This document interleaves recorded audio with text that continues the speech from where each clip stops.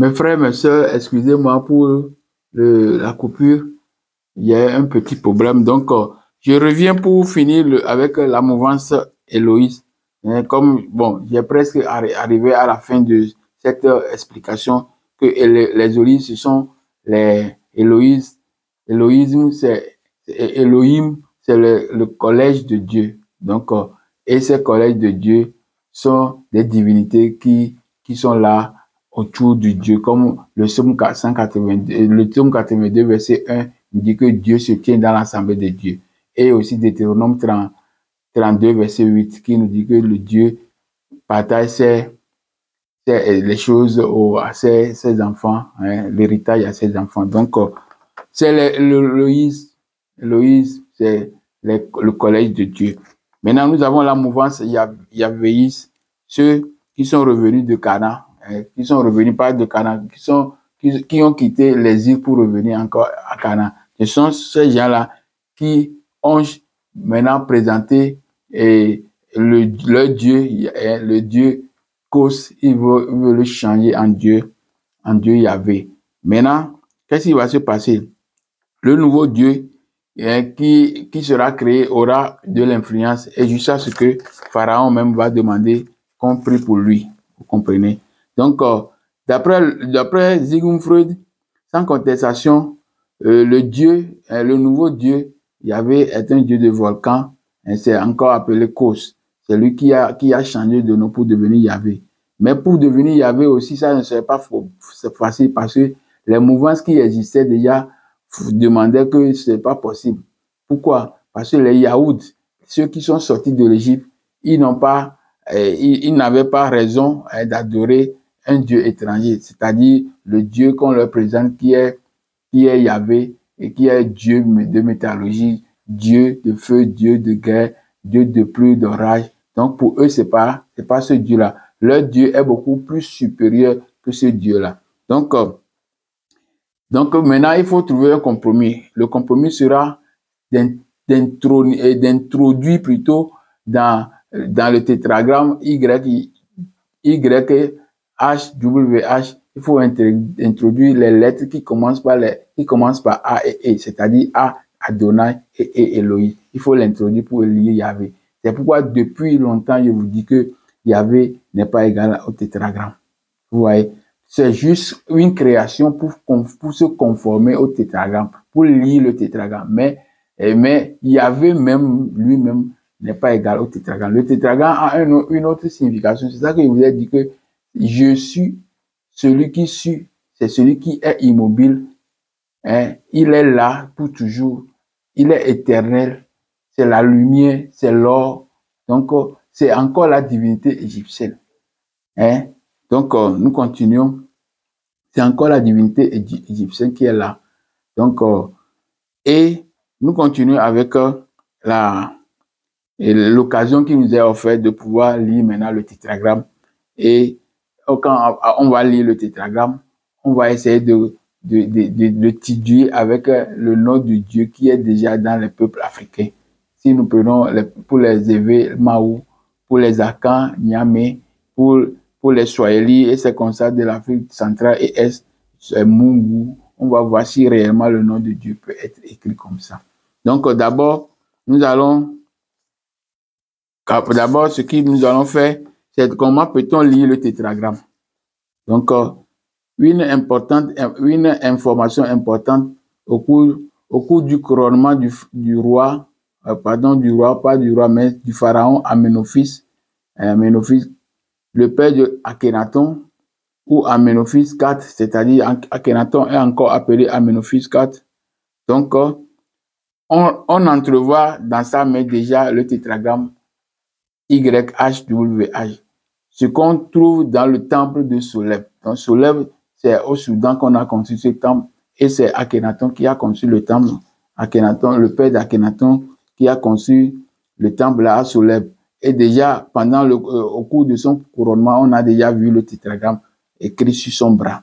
Donc, dans le temple se trouve au Soudan, sur la rive ouest du Nil, entre la deuxième et troisième cataracte. Il est situé à peu près 500 km au sud de Assouan, en Égypte. Donc, le temple de Soeb, ou encore appelé le temple d'Amon-Ré. Donc, le temple de Soeb, c'est encore appelé le temple Amon-Ré. Et sur le bras, ou bien sur la main du roi, le pharaon qu'on va introniser, on a déjà le nom de Amon-Ré, c'est-à-dire le nom là qui est égal au tétragramme. On a déjà sur la main du pharaon, le nouveau pharaon qu'on va introniser. Sous le règne du pharaon Amenhotep, sous le règne je lis, le temple de Soleb, ou encore appelé le temple d'Amon-Ré ou Amon-Ra, est construit à Couche, Nubie, sous le règne du pharaon Amenhotep, ou bien Amenophis. C'est les Grecs qui l'ont appelé Amenophis, mais en Égypte, on dit Amenhotep.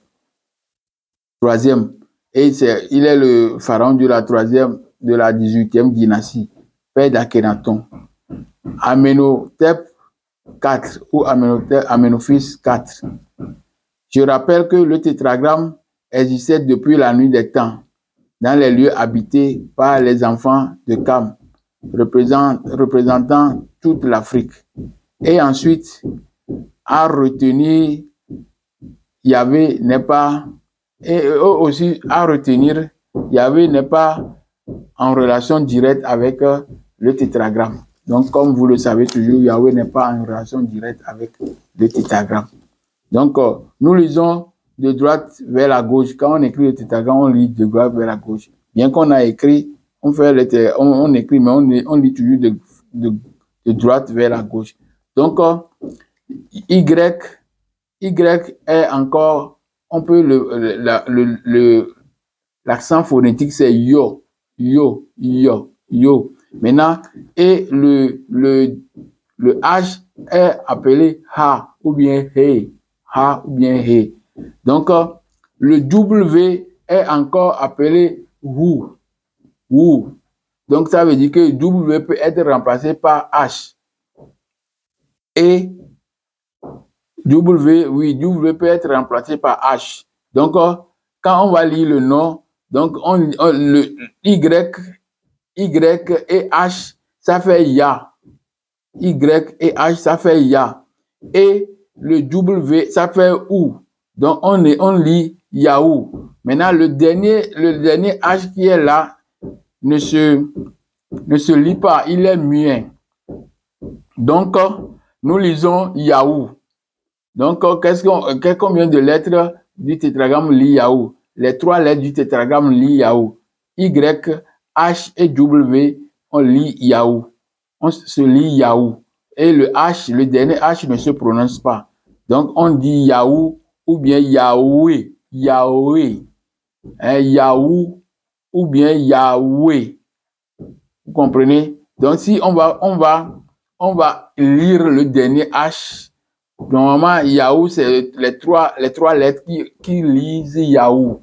Maintenant, si on va aller sur la quatrième lettre, on va dire Yahoua ou bien Yahweh. Mais ce n'est pas la même manière que on a écrit Yahoua, Yahweh. Donc, ça fait Y-A-H-O-U et puis H-A, Yahoua, Yahoué. Donc, c'est comme ça on va lire le tétragramme. Donc, comment nous allons expliquer maintenant les lettres là? Donc, Yod, c'est ça qui commence le tétragramme, Yod. Le signe Yod est une image de la faculté créatrice. C'est la faculté créatrice, c'est la manifestation de la puissance divine, l'éternité, etc. Donc, le signe, la lettre Yod, ça fait un truc comme ça, petit.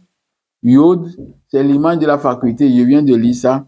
Et le Yod égyptien, tout comme le Yod hébreu, sert à désigner les pronoms possessifs. Ça veut dire le mien, mon, ton, son, notre, votre, c'est pronoms possessifs. Mais ici, on dit que Yod sert à désigner les pronoms possessifs, mien, avec S à la fin, ou encore ma, mon, mes. Donc, Yod est égal à Yod, c'est Y, c'est encore égal à M. Ou Ya est égal encore à Ma. Pourquoi on dit Ma? Parce que Y est égal à M.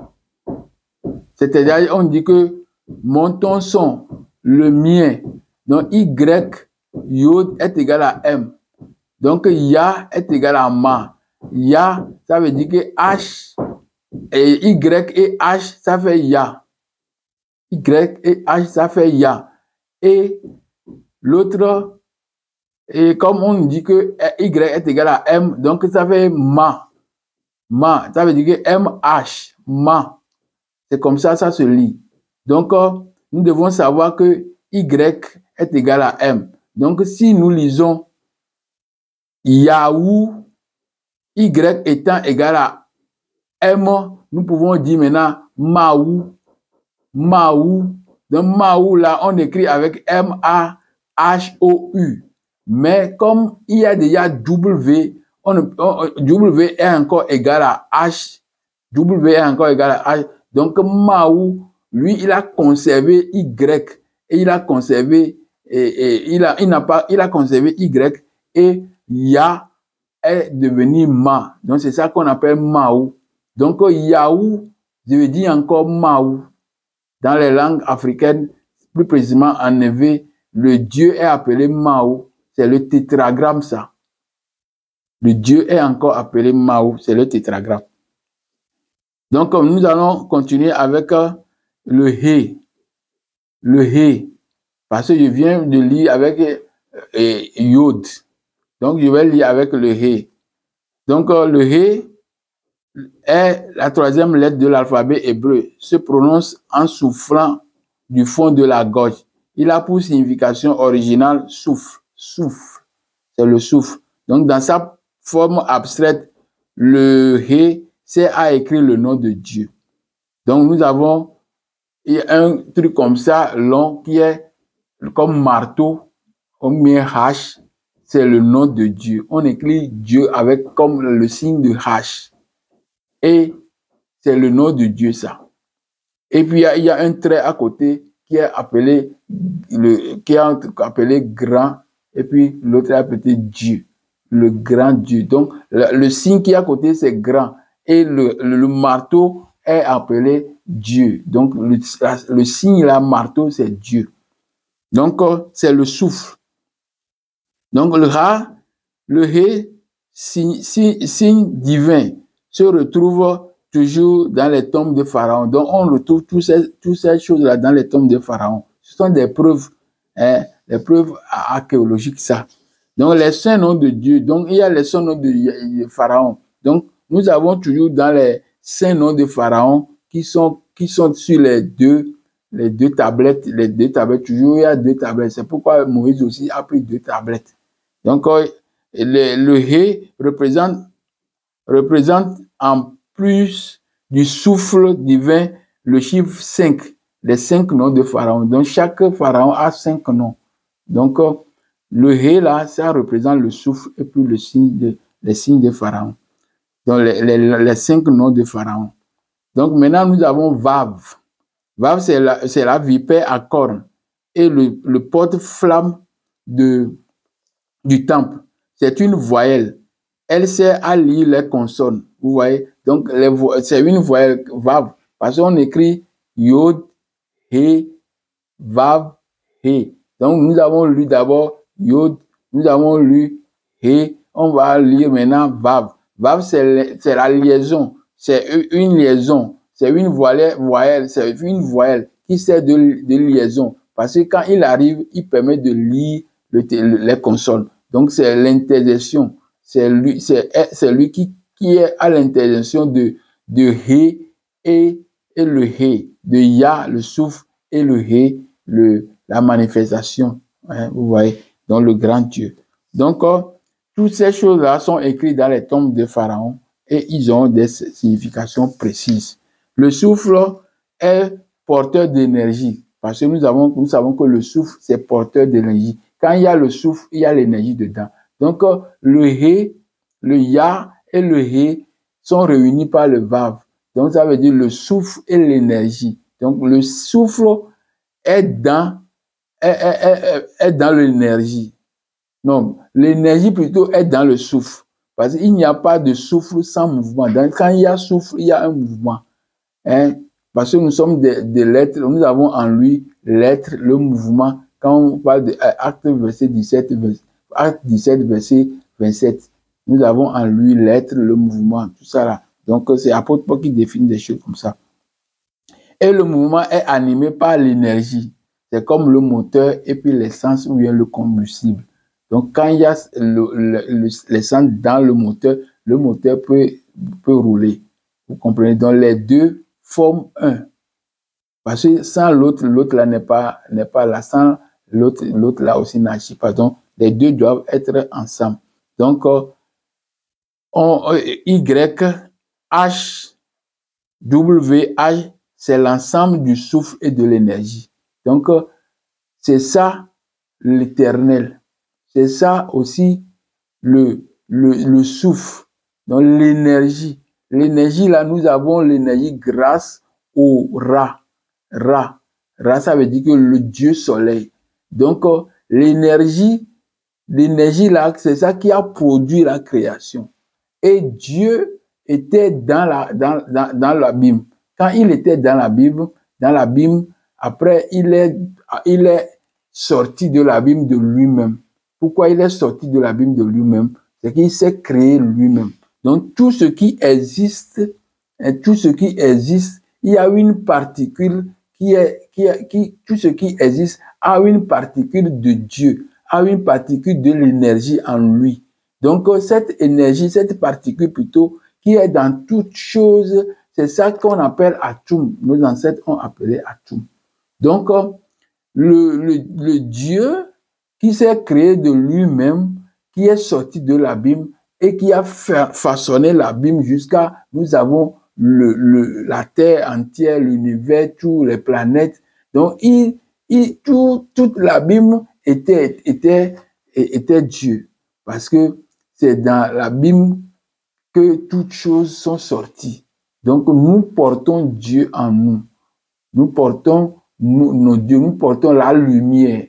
Et la lumière qui est dans le tétragramme, la lumière qui est dans Je suis.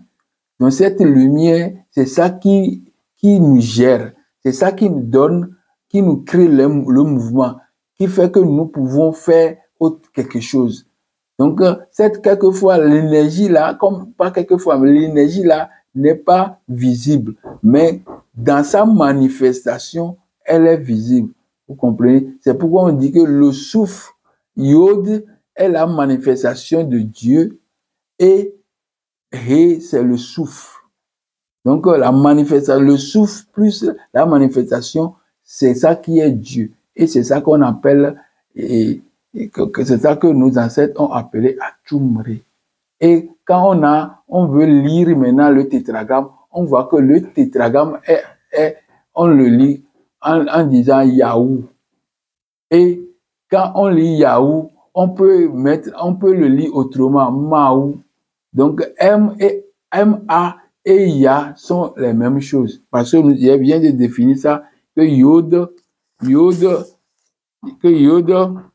désigne le pronom possessif, le mien, ma, mon, mes. Donc, ma est égal encore à YH.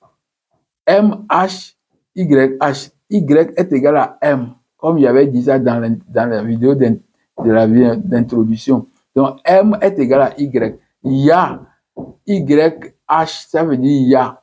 Donc, MA, ça veut dire Ma. Donc, W est là. W on le lit ou. Donc, Maou et Yahou, c'est la même chose. Donc, c'est pourquoi, dans Symphonie 1, verset 1, le peuple, le nom de ces gens-là, de ces Israélites dont on nous parle dans la Bible, sont des fils de qui? Des fils de Couche. Donc, les fils de Couche, ce sont les fils ce sont eux qui ont habité l'Égypte antique, tout ça là. C'est qu'on appelle, c'est Couche qui a la primauté sur tout. Donc, quand on a dit Misraïm, Cana, tout ça là, ce sont des noms qu'on a donnés, mais c'est les Couchites qui ont habité partout. Les enfants l'enfant de Cab, Couche. L'enfant de Cab, c'est réellement c'est Couche. C'est Couche qui a habité partout. Et on nous dit que bon, leur nom est devenu Misraïm, leur nom est devenu Cana, tout ça là. Donc, c'est à la base Couche. Ou bien Cam. Voilà, c'était la base. On ne peut pas faire autrement. Donc, nous venons de lire le nom, le tétragramme. On vient de lire le tétragramme, c'est Yahou.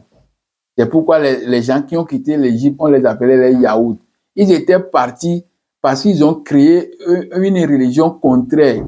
Une religion contraire, monothéiste, où on va adorer l'être humain, alors qu'on doit adorer plutôt l'invisible. Donc l'invisible, c'est Amora, Imana. C'est lui qu'on doit adorer. Mais à la place de Amora, Akhenaton veut qu'on l'adore. C'est ça qui a fait qu'on les a jetés dehors. Mais le digue solaire, Ra, est toujours la base de la divinité de l'Égypte antique et de tous ces gens-là. Donc on les appelle Yahoud. Yahoud veut dire Amon-Ra. Yahoud veut dire Amon-Ra. Maou veut dire Amon-Ra. Maintenant, nous allons lire aussi Mungu et Nyame. Ce sont des choses que nous devons aussi comprendre. C'est très facile. Je vais voir où j'ai mis le papier là pour lire les deux autres. Parce que quand on va lire, on va dire Mungu. Mungu, c'est, on a déjà montré que K peut être lu comme Unk. C'est pourquoi j'ai déjà posté longtemps la vidéo de notre sœur Kimoya, Myriam Kimoya Akwala Makuta Mbuku. Donc je vous demande d'aller lire d'aller regarder sa vidéo, vous allez bien comprendre, il a bien expliqué toutes ces tonalités. Donc Mungu aussi c'est la même chose que Yahou. Et Nyame aussi c'est la même chose que Yahou. Donc les dieux qu'on a dans l'Égypte antique, ce sont ces dieux qui c'est le dieu là, le même dieu, plutôt pas ce sont, mais c'est le même dieu là qui est devenu Mungu, qui est devenu Nyame, qui est devenu Maou. C'est le même tétragramme qui est lu comme ça. Vous comprenez? Donc, nous ne pouvons pas, je suis en train de chercher le papier sur lequel j'ai fait cette démonstration, donc pour vous donner, pour vous donner la lecture, la lecture, parce que c'est très important que vous connaissiez cette lecture. Donc, on dit Mungu.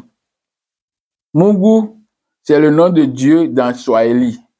C'est le nom de Dieu dans Swahili. Et nous savons que il y a YHWH. Maintenant, YHW, maintenant, qu'est-ce qu'on dit? W est appelé OU, c'est toujours là. OU est toujours là. W est appelé OU. Maintenant, nous savons que Ungu, c'est encore égal à K. Et K est égal encore à H. Mungu, je lis encore, je lis, vous me permettez. On a d'abord YHWH. Et nous savons que W se lit OU. Donc, OU est là. Donc, nous allons voir maintenant Mungu. Nous savons que M est égal à encore Y. Donc, nous avons Y et M, c'est équivalent. Donc, maintenant, il faut voir UNG, maintenant, UNG, H, ça veut dire He, c'est l'énergie, c'est K, l'énergie en Égypte antique. Donc, H, He, que je dit que He est égal au souffle plus l'énergie. Donc, le He est égal encore K. Et K, on peut lire K comme Ung. Donc, ça fait encore Mugu. Donc, Mugu, c'est encore le tétragramme, c'est la lecture du tétragramme. Donc, c'est pourquoi je vous dis que on doit lire le tétragramme en tenant compte des noms, le nom plutôt de Dieu qui est déjà dans les peuples africains. Et les peuples africains, il y a plus trois noms des peuples, trois noms de Dieu dans les peuples africains. Et je vois que ces trois noms, on peut les lire en tenant compte en rapport plutôt avec le tétragramme. Donc Mougou, c'est encore le tétragramme. La lecture du tétragramme, c'est encore Mougou. C'est Yaou, c'est Maou, c'est Mougou. Maintenant, pourquoi maintenant on est maintenant sur Yaou et Niamey. Niamey, c'est le dieu dans les peuples Akan de Côte d'Ivoire et de choses. Parce que nous savons que la plupart des gens là ont quitté là-bas pour arriver sur la côte africaine. Dans la côte ouest africaine, beaucoup de gens ont quitté là-bas, le Cana, pour arriver là-bas. Donc, nous les gens d'Afrique de l'Ouest, nous venons de Cana. On avait occupé Cana dans le temps. Donc, Niamey est aussi la lecture encore du tétragramme. Comment on va faire pour Niamey? Nous savons que quand on écrit WH, c'est la base. Le tétragramme, c'est YHWH. Maintenant, Niamey, nous savons que YH, parce que cette fois-ci, on va tourner même si on ne tourne pas, on peut le laisser comme ça. On le laisse comme ça. YH sont là. Et puis YW, c'est-à-dire pourquoi H peut être égal à Y. H peut être égal à Y. Donc, on a remplacé H par W. Donc, YH, c'est Ya. Et les deux là sont You. Là, je suis en train de me perdre un peu sur la lecture là. Donc, je vous demande beaucoup d'excuses. C'est parce que j'ai plutôt écrit quelque chose mal ici. Donc, j'ai lu plutôt Ya. Parce que quand on dit Alléluia, et Zacharia, Ya, ou Yaou, Ya, c'est la même chose. Donc, pour lire Ya, c'est seulement deux lettres qui ont permis de lire Ya. Donc, YH, qui veut dire Ya. C'est encore Ma. Ya. Donc, maintenant pour Niamey, nous savons que N c'est N Niamey. N, c'est l'océan primordial. C'est le Noun. C'est Niamey, Noun. Donc, nous avons YA. YA, c'est quoi? C'est Ya. Hein, c'est Ya. Et c'est YH, ça. Hein? YA, c'est Ya. C'est encore H. Donc, nous avons là-bas YA qui est Ya. Donc, maintenant, N qui est Noun. Le Noun, c'est l'océan primordial. Donc, cet océan primordial, c'est dans ça que Dieu est sorti. C'est dans ça que le grand Dieu est sorti. C'est dans ça que He est sorti. Donc, He est égal encore à N. Donc, nous avons Nya, Me. Maintenant, le M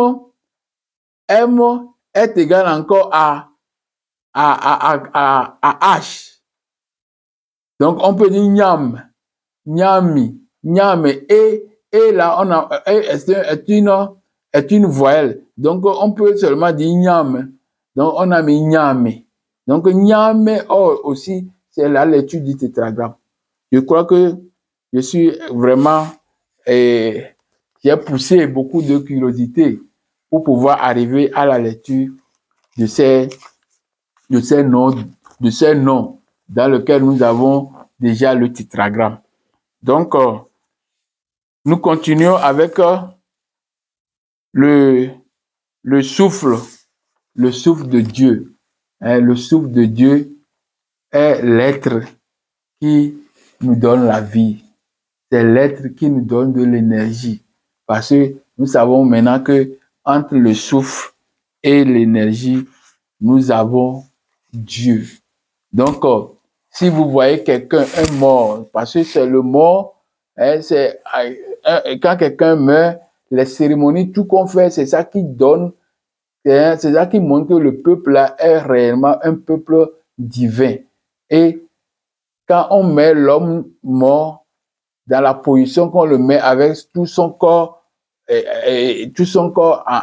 uni, les bras sont unis au corps, et quand on l'attache, il forme encore le marteau. Ouais. Il forme encore le marteau. Il y a le pied qui est là, on voit le pied, et puis on voit le tronc qui va comme ça avec le pied. Donc, le Dieu est encore écrit avec ce symbole. Donc, l'homme même, debout, assis, couché, avec la main comme ça, quand on le met et on l'entoure avec quelque chose pour qu'il soit unique, alors il forme encore ce marteau qui est encore divin. Donc, l'homme est Dieu. Tout ce que nous faisons, même si nous faisons ça, car c'est de l'énergie. Donc, tout ça là, ça montre que nous sommes, on vient de mettre ancre. Donc, la tête avec le bras, plus le tronc comme ça, nous avons écrit ancre, le souffle de Dieu. Vous comprenez? Donc, l'homme même est Dieu. Et si nous faisons du bien, nous faisons du mal, nous sommes toujours Dieu. Mais nous devons tout faire pour qu'il y ait l'équilibre. Pour avoir l'équilibre, il faut que l'un corrige l'autre. Jusqu'à ce qu'il y ait l'équilibre. Mais nous devons tout le temps être focalisés sur le bien. Donc, mes frères, mes sœurs, je suis arrivé au terme de cette étude, mais nous ferons encore la suite la semaine prochaine. C'est-à-dire le point B, le point C, le point D, le point E seront traités dans ce message. Nous venons de voir aujourd'hui la lecture de ce tétragramme et quelques lectures des divinités, quelques lectures du nom de Dieu dans les peuples africains. J'ai choisi le peuple Evé, j'ai choisi le Swahili, j'ai choisi les Akans avec Maou, Mugu et j'ai choisi aussi Nyame.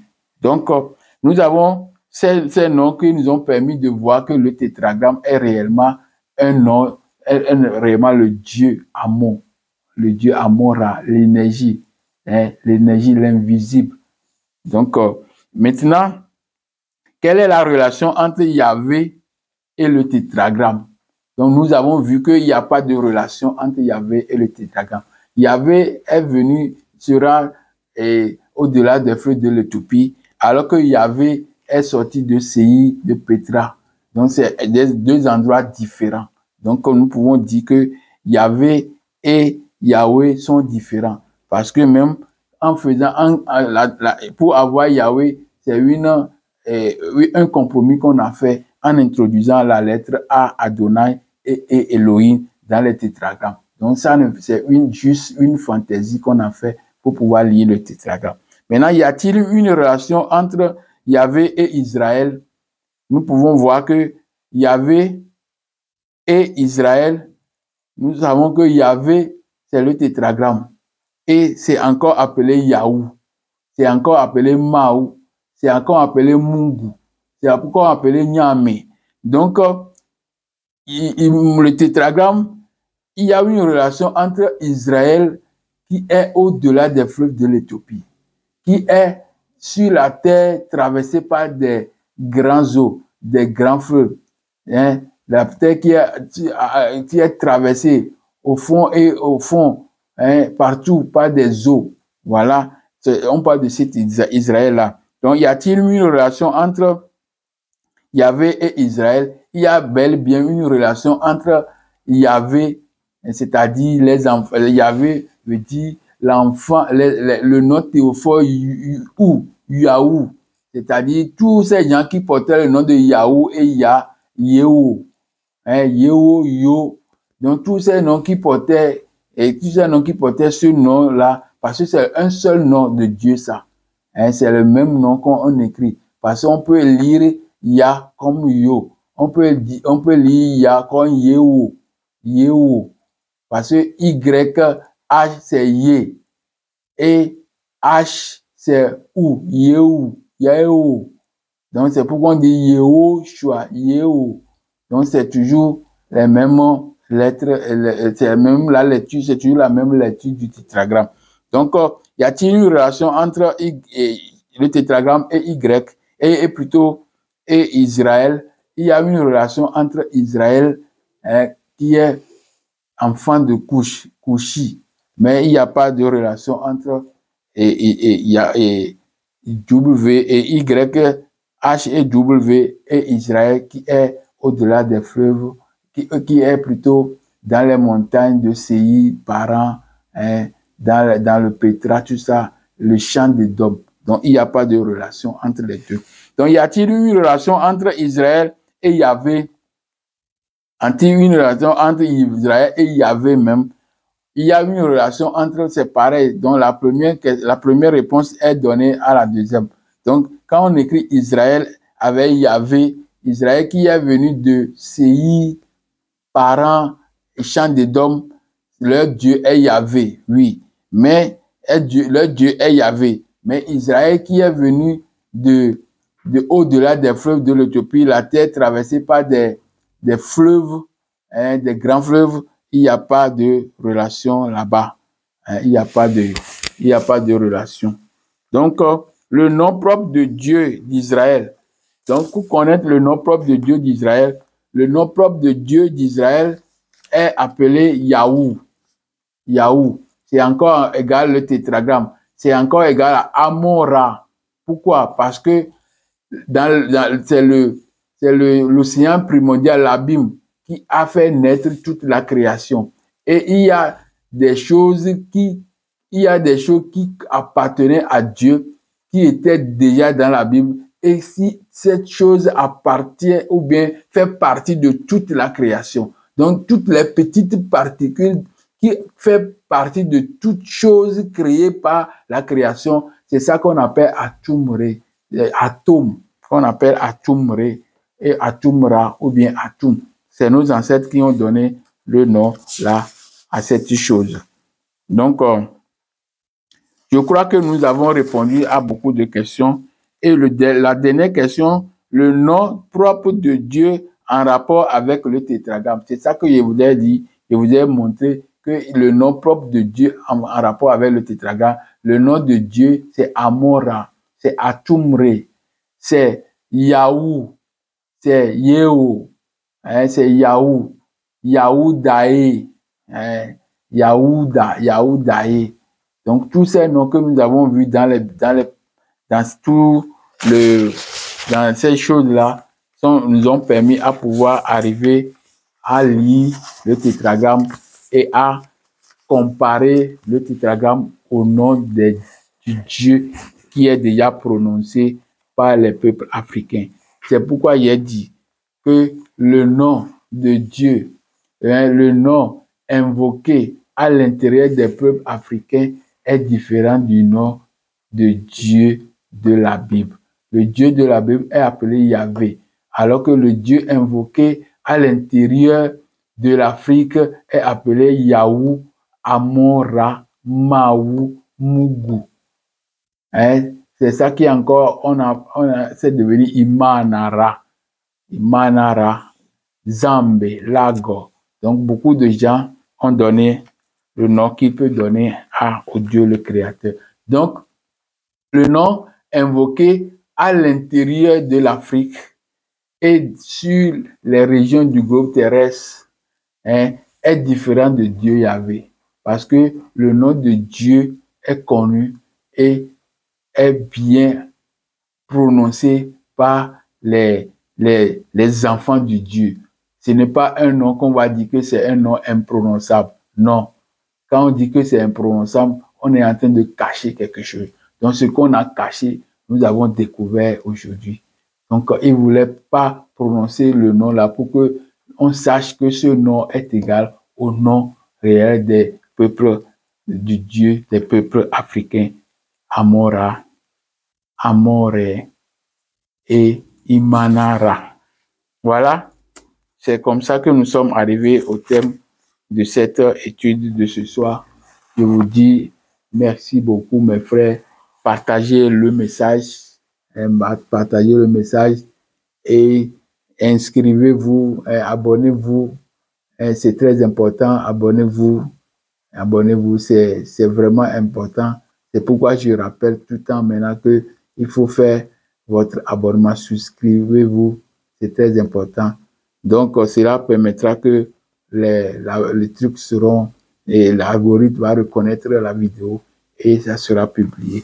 Et c'est dans le bien, c'est pour le bien plutôt de tout le monde. Donc, mes frères, mes soeurs, mes amis, mes aînés, me voici enfin arrivé au terme de ce message qui n'a pas beaucoup duré, grâce à Dieu, grâce à l'intelligence qu'il nous a donné, accordée, grâce à sa lumière, je suis arrivé au terme de cette étude. Donc, je vous dis, il est bon que vous devez vous procurer de ce bouquin, hein, Méthode et Roger Sabat, Les secrets de les autres.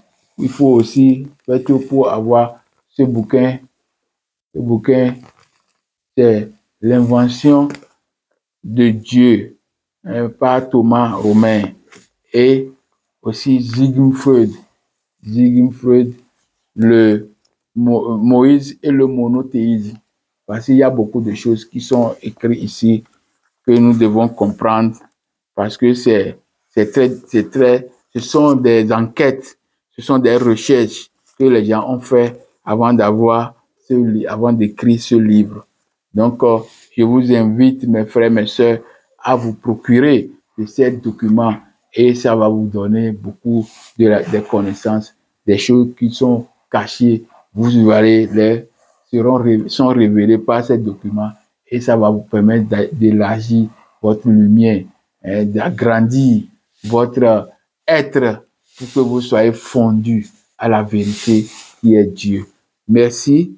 Je vous dis encore une fois asante sana et on se verra la semaine prochaine pour une nouvelle étude, c'est-à-dire un nouveau intitulé que je vais vous faire parvenir le vendredi à travers un petit message sur mon Facebook.